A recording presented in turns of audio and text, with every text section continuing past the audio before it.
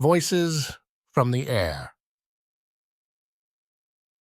An original essay on the Mississippi Public Broadcasting film about WZZQ by Boyd Campbell.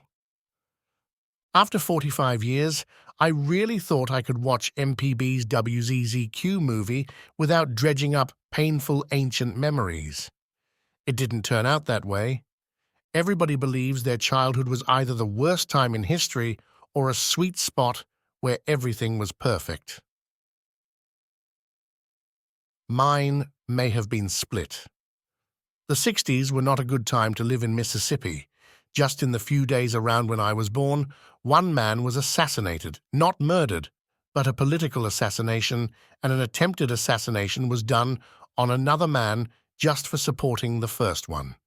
The president and his brother were assassinated. The Russians put missiles loaded with nuclear weapons in Cuba close enough to strike Jackson, Mississippi, and almost certainly the port of New Orleans. The 70s, however, were the calm after the storm. Congress overturned the draft, and Nixon was hounded out of office. Our landing on the moon cowed the Russians, so much so that by 1987, an American president was emboldened enough to say, "Mr. Gorbachev, tear down this wall." This was the very same wall my father watched with microwave radar, lest the Russians start a third world war. Jackson, Mississippi, was at the height of its economic and social power. We adopted the name the Bold New City, and with newfound wealth and two stable and well-funded banks, we began a program of reshaping our downtown, tearing down the old and building up the new. The racial mix in Jackson was 60% white and 40% black, with vast new opportunities available to its black citizens, opportunities considered impossible 10 years before. The only serious problem was that a forced integration of the public school caused panic among the white population, and everybody who could put the money together sent their child to a private school, leaving the public schools around 80% black and friendless when it came to raising money. We had a movie theater with 6 screens, 3 malls, plus whatever you want to call Highland Village, and our very own progressive album rock station. Recently, Ann Ford decided to put together as much as she could of the original team and make a documentary on WZZQ and its impact on Mississippi. Everybody I know was anxious to see it. Watching the movie brought back many sweet memories to me. WZZQ created my musical sense as it exists today. Except for the Hans Christian Andersen album I had as a child, every record I owned, I pedaled my bicycle down to Maywood Mart and bought at Bebop Records because they played it on WZZQ. They played Tales of Mystery and Imagination, so I bought it. I bought Steely Dan's Pretzel Logic at Bebop, and Steely Dan's IJ I bought on a class trip to Washington, D.C. because WZZQ played it the night before we left. Chicago Transit Authority, Chicago 2, and Chicago A Fee were all bought because of WZZQ. Cat Stevens, T for the Tillerman, and Teaser and the Firecat are all albums I listen to today, albeit in digital format, all because they played them on WZZQ when I was becoming a teenager. At night, they played King Biscuit Flower Hour, The Shadow, Monty Python, and Cheech and Chong. They played the Dave's Not Here bit so much that even today I can repeat it verbatim. Everybody I knew had a WZZQ t-shirt and bumper sticker. I don't think you could even buy them. Everybody just called in to win them or mobbed the Magic Bus at the state fair to get one. There's no question that for my hometown, WZZQ represented an unassailable good and a genuinely kind memory for my entire community. For me, though, memories of WZZQ bring back some pretty painful memories along with the good. I became aware of WZZQ about the same time that I became aware of my oldest brother's dramatic change of lifestyle and personality that stemmed from his drug use. On the one hand, I really enjoyed learning the new music the station he listened to played. On the other hand, he was becoming a different person, and the person he used to be started slipping away. WZZQ brought with it counterculture. I'm a proponent of counterculture generally, especially among young people even today. Counterculture helps us shed the sins of the past so that we can make all new sins. Counterculture permits young people to have different ideas from what their parents had. We don't entirely understand the effects of drugs on the adolescent mind. I can't prove that there's a connection between the drugs my brother was taking and the intense schizophrenia that developed a few years later, but there's a growing body of scientific evidence linking the two together.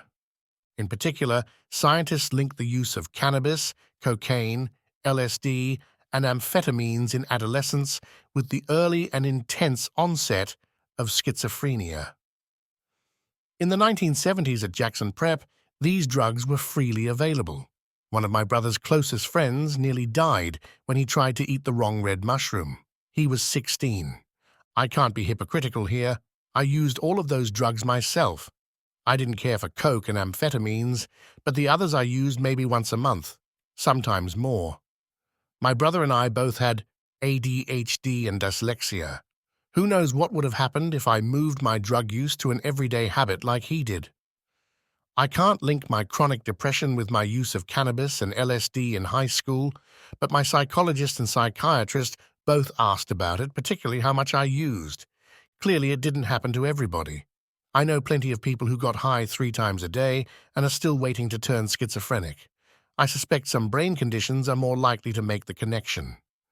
Your frontal lobes control your social functions, and they also control ADHD and reading problems. The frontal lobes are also being looked at as the seat of autism. Your frontal lobes are where the effect of hallucinogenic drugs do their work at changing your perception from what your senses tell you. That makes sense to me. Drug use is a very social thing. I very rarely use drugs alone. I very rarely drink alone. The only drug I ever used when I was alone was tobacco. My brother went from 2 or 3 friends smoking pot in his room to one friend smoking pot in his room to him smoking pot by himself nearly all day. In our house, there was enough room to get away with this. My father was gone all the time, and when he was home, he mentally tuned out any noises coming from upstairs. With 3 boys, I think you have to. Daddy was against the prohibition of any drugs. He grew up with prohibition against alcohol in Mississippi, and you see how that worked out. His point, one that I adopted as an adult, was that everybody you know tries to do everything they can to stop their children from using drugs, and none of them are successful. A child makes their own decisions about drugs. You can have one sibling using all the drugs they can find and another sibling who refuses to try any of them. If you can't stop your child from buying drugs, wouldn't you rather they buy them from a licensed producer and distributor rather than buy drugs from the back of somebody's car?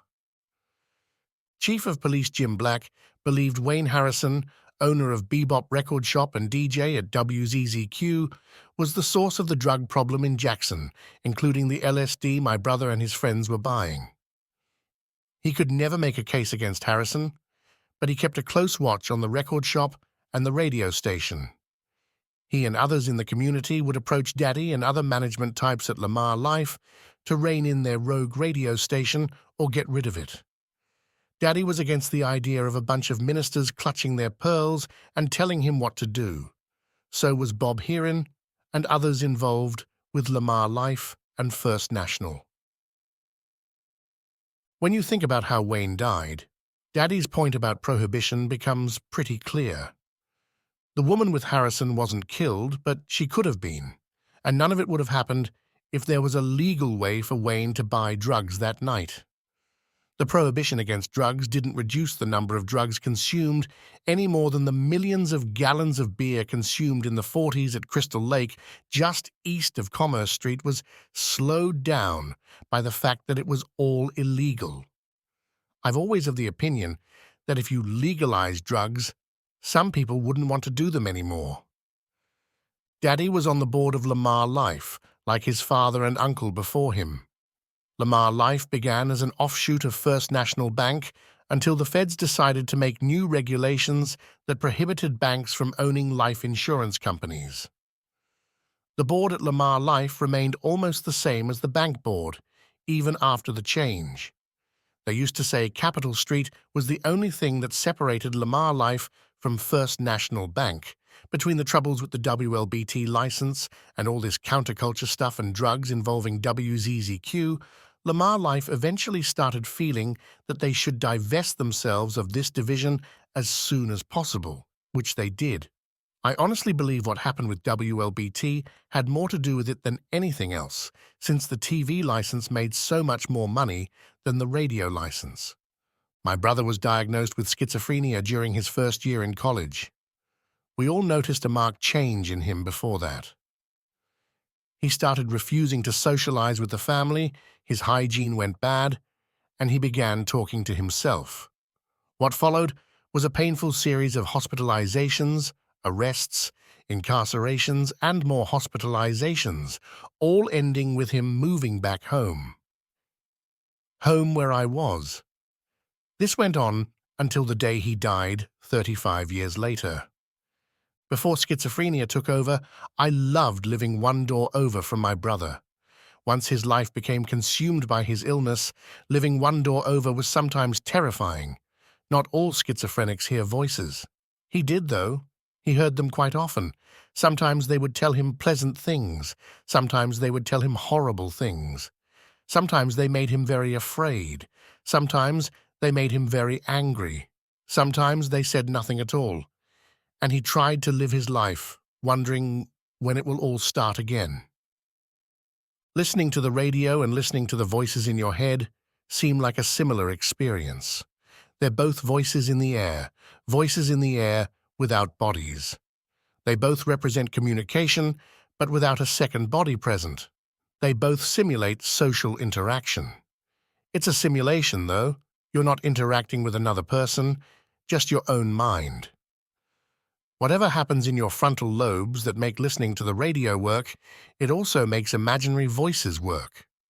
Your brain makes it seem like there's a person there when there isn't. My parents put in a second phone line when I was maybe 11. My grandmother used it during the day, and my brothers and I used it at night. While I mostly used it for girls, my brother used it to communicate with the DJs at WZZQ. Perez, I know, talked with him quite a lot.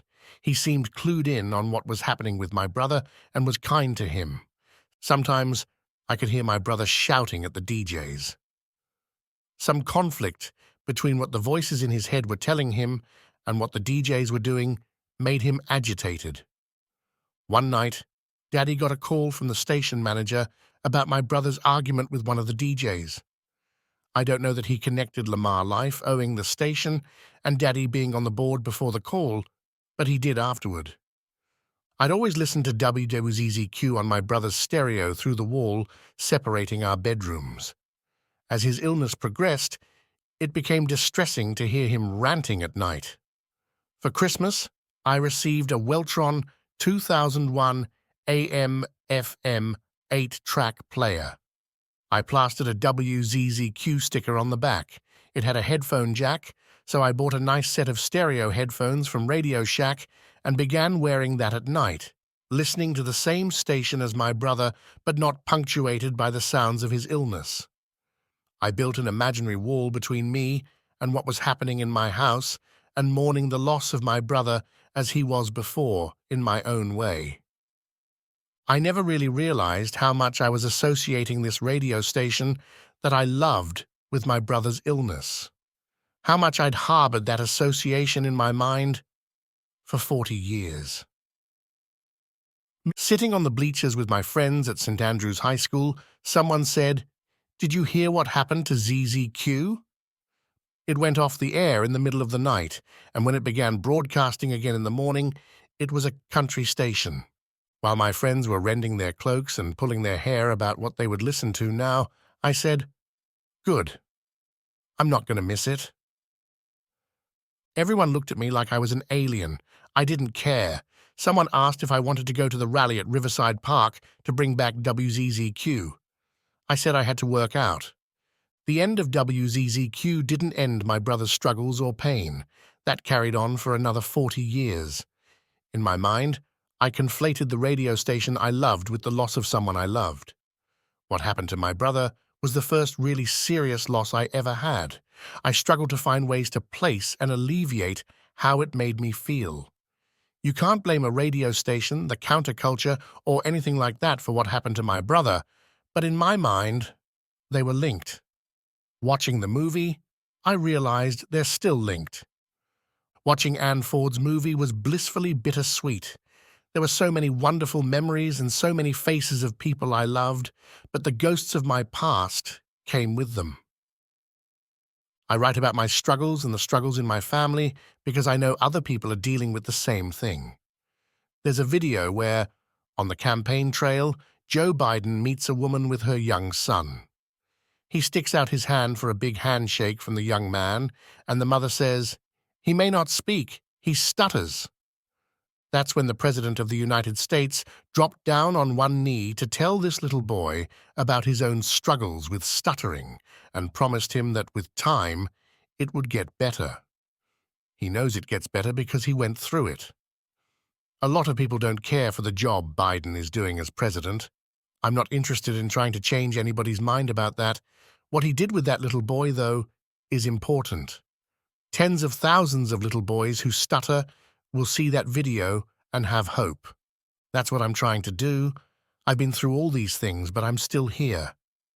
Life may seem like it never gets better, but then it does. Life brings pain, but it also brings healing. And even the most painful memories can become sweet. That's how I felt watching the ZZQ movie.